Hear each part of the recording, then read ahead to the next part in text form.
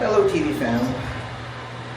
So, bibili lang tayo ng pagkain ni Switch. Kaya naisipan ko isama kayo. Medyo matagal-tagal tayong hindi nakapag-vlog eh. So, surprisingly, yung uncle natin, nawala talaga yung feeling niya, yung discomfort na nararamdaman natin in just a span of a day and a half. So I think may benefits talaga yung ginawa nating 48 hours fasting.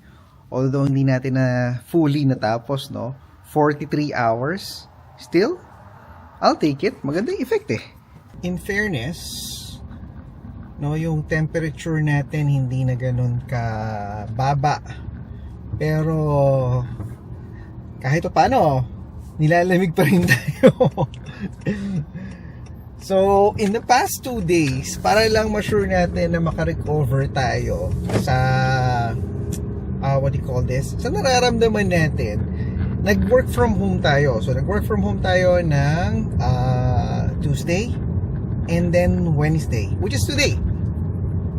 Tomorrow, papasok na tayo, pupunta tayo sa opisina kasi mayroon tayong mga bagay na kailangang tapusin. At alam mo na, kung kinakailangan magdealen sa ating mga ka-office mates, eh yun na yung gagawin natin at kukunin nating pagkakataon para maibilin natin yung mga projects on the go. On the go talaga. Kung ano pa yung mga tumatakbo na projects natin. No? Ako, sobrang nagbibilang na talaga kami ng araw. Sa totoo lang, si Clark nga wala nang bukang bibig kundi let's go to the airport. Na nakakatuwa naman, no, dahil siya rin nakakaramdam siya ng excitement makauwi at makasakay sa eroplano. Kanina nga pala si Joyce, kasi parang ang uwian kanina nila Clark from school is 1 o'clock kasi mayroon daw parang parent-teacher conference or sessions na tinatawag. So kanina dinala ni Joy si Clark sa school para alamin kumusta ba siya, ano ba yung nararamdaman niya, para makasagot din si Clark if in case merong mga katanungan. And we found out nga kanina na isa sa mga I think grade 3 student na nasa school din ni Clark ay medyo nakakahiligan si Clark. That kind of raises a flag kasi nga yung tipong every time na nakikita niya si Clark sa playground, kasi meron silang playtime na tinatawag during lunch yan. So yung playtime na yon, pagka halimbawa time na, no, naglalaro sila. So everyone in the school, they're allowed to play sa playground, no, with their friends. At saka merong mga teachers na kasama. Now, ang sabi ng teacher sa amin is every time daw na nakikita si Clark nung isang particular na estudyante na to, eh nakakahiligan siya. Lagi siyang hino-hold yung kamay, no? Tawag ito, laging gusto siyang maging kasama.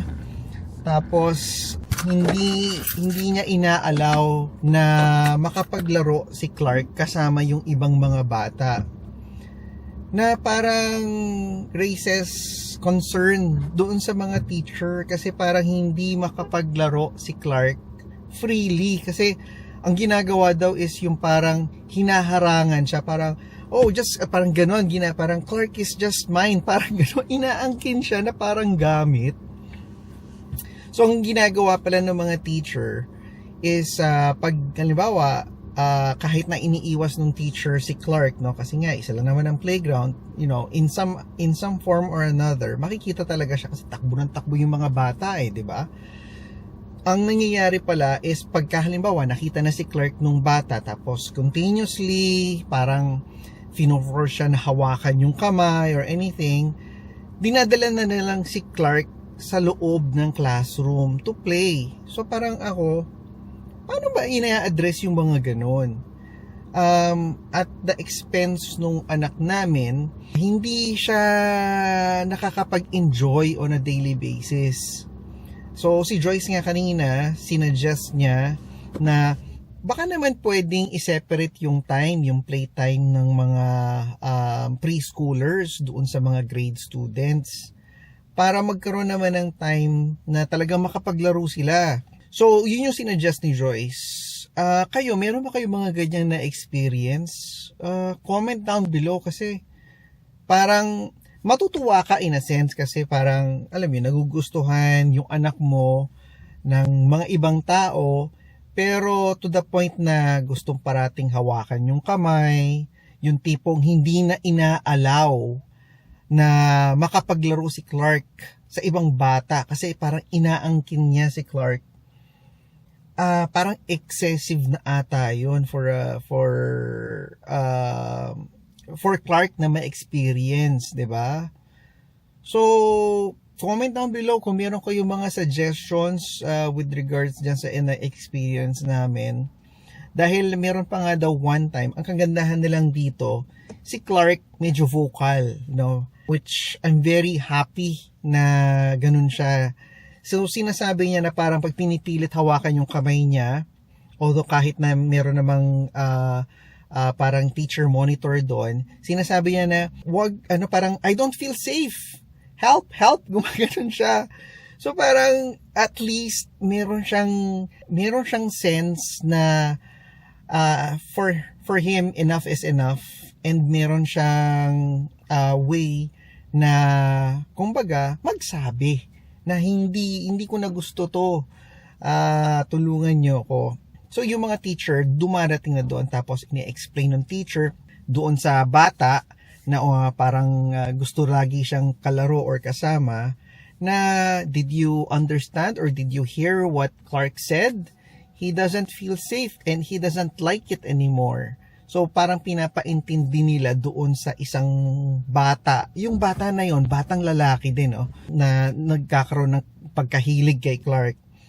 Na in-explain nila na hindi na dapat, So pag sinabi niyang hindi, dapat hindi niya na subukan panghawakan yung kamay ni Clark or parang cornerin or bakuran. So, sinusubukan talaga nilang i-explain. So, yun yung parang kagandahan din ng mga gantong session kasi hindi mo malalaman na merong mga gantong klaseng instances pala na in the background, Kaya kung hindi ka mag-a-attend ng mga parent-teacher sessions, talagang you might be missing out. Meron kang mga things na baka dapat ina-address mo na or dapat as early as now kasi nakakaapekto yan sa experience at saka sa growth ng anak mo. So again, reminder to all parents, always make time regardless how busy you are. Kaya ako napaka-thankful ko talaga na parang I can rely on Joy sa mga gantong bagay. And we try our best, at the very least nakakapunta siya. Kung hindi man kami makapunta dalawa, nakakapunta talaga siya. Again, gusto kong i-raise tong concern na to sa inyo na mga nanonood sa amin regarding sa gantong klaseng instance. Kung halimbawa naka-experience kayo ng ganto, meron ba kayong mga suggestions kung paano ma-address yung gantong concern? Kasi I don't think na yung bata would go away anytime soon. Dahil I think dito rin naman magtatapos si Clark ng kanyang pagsaskwela, Separating him is a temporary solution, but I think we need to find a permanent solution. So, open ako, Open kami sa mga gustong mag-comment dyan, mag-suggest kayo sa mga tingin nyo na dapat gagawin. Kasi mga bata itong pinag-uusapan hindi siya yung parang grade schooler na parang nakakaintindi talaga. Samahan nyo na muna ako, Medyo napatagal tayo sa kwentuhan natin. Tuloy natin yan mamaya. Pero for now, samahan nyo ako, punta tayo doon sa loob. Bibili lang tayo ng dog food. So dito kami bumibili ng dog food sa Pet Foods and More.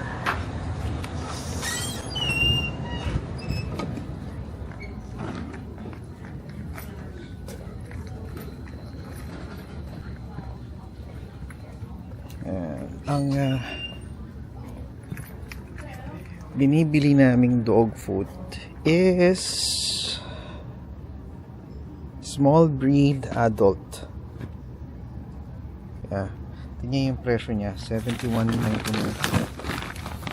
I think ito na yung pinakamalaki. Ay, hindi, mas malaki pala. This is 5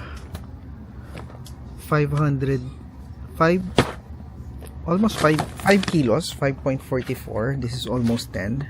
So, double. I think mas mura kung ito yung kukunin ko. No? Kasi doble siya eh. Versus ito 70, 71. Doble niyan is 140. Diba? So ito doble na to. Ang price niya is 107.99. So tingin nyo, kunin natin yung maliit na bag or malaking bag. Mas makakamura tayo sa malaki. Pero yung maliit kasi in terms of space, mas okay. Ito. Small thing. Ito na lang sigurong malaking kunin natin para makatipid. Ibayaran na natin to. So nakabili na tayo. Big bag. Big bag na yung kinuha natin. 120. Double the size. Okay.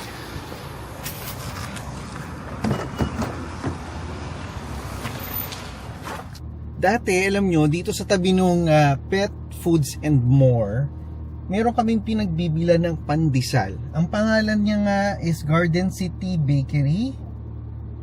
Pero sarado na siya. Nagsara na. Yeah, wala na, hindi na. Dati diyan kami bumibili ng mga pandesal. Pero siguro dahil nga mahirap na ang ngayon mga food businesses.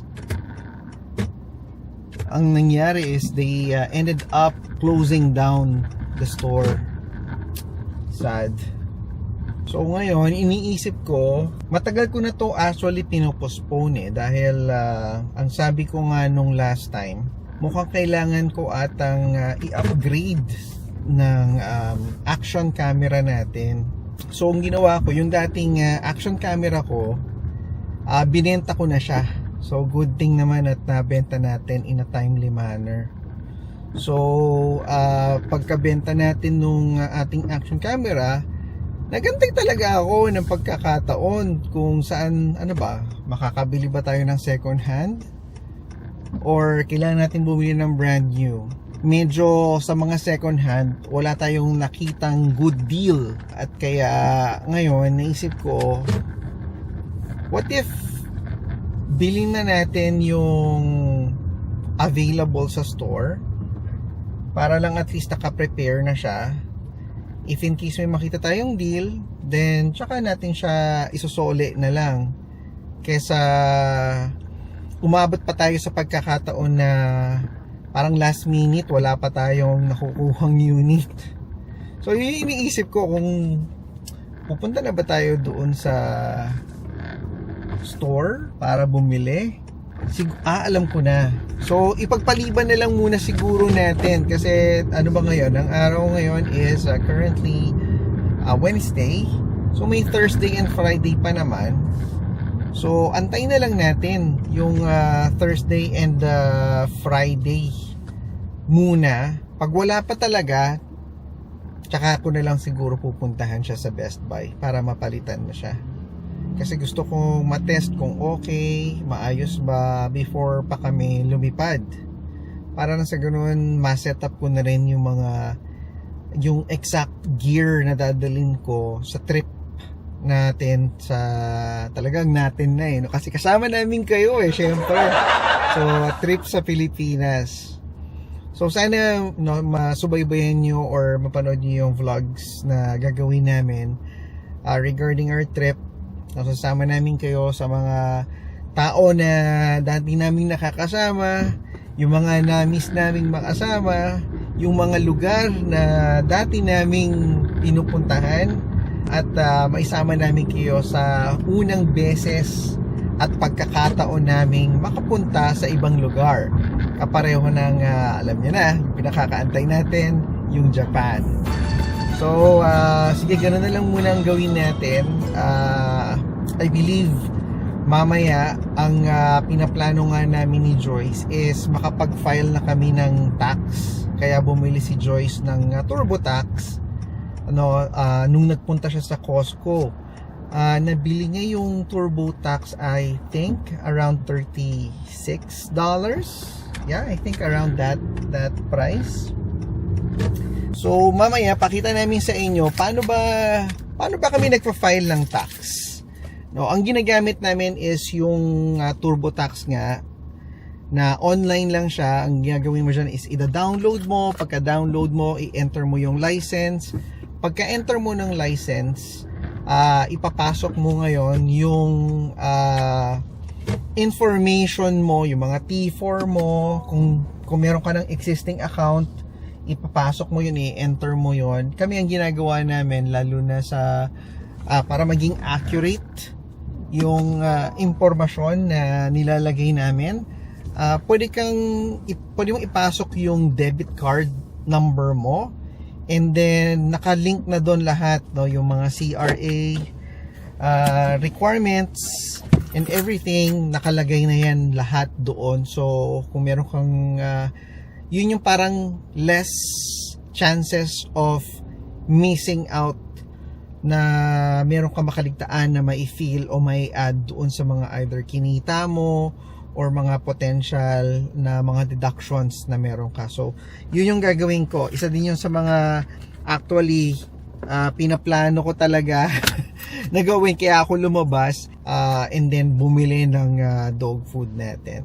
Minsan naiisip ko sa paglipat namin, mamimiss ko din yung mga perks na meron kami dito. Kasi ang isa sa mga perks na enjoy namin dito, no, kasi pareho nung mga bike rack, no? Isa kami sa mga unang nakakuha ng slot, dahil nung ginawa yan, kami yung unang-una, no? So parang first dibs ba na naka-reserve kagad kami ng slot. Prime yung slot namin. Pero ang kagandahan doon is kung magkakaroon kami ng sariling garahe, malaking convenience yun. So tignan natin, darating din naman tayo dyan siguro sa parte ng buhay natin na yan, no, na makapag-upgrade. So usually yung pag-file namin ng tax, parang ano lang yan, mga 10 to 15 minutes max. Sama namin kayo kung paano kayo mag-file ng tax. Pero syempre, i-cover lang namin yung mga pertinent mga important information, no, na confidential na yung ibang data natin. City of mine, how I love the city of mine. It never gets me down. City of mine, how I love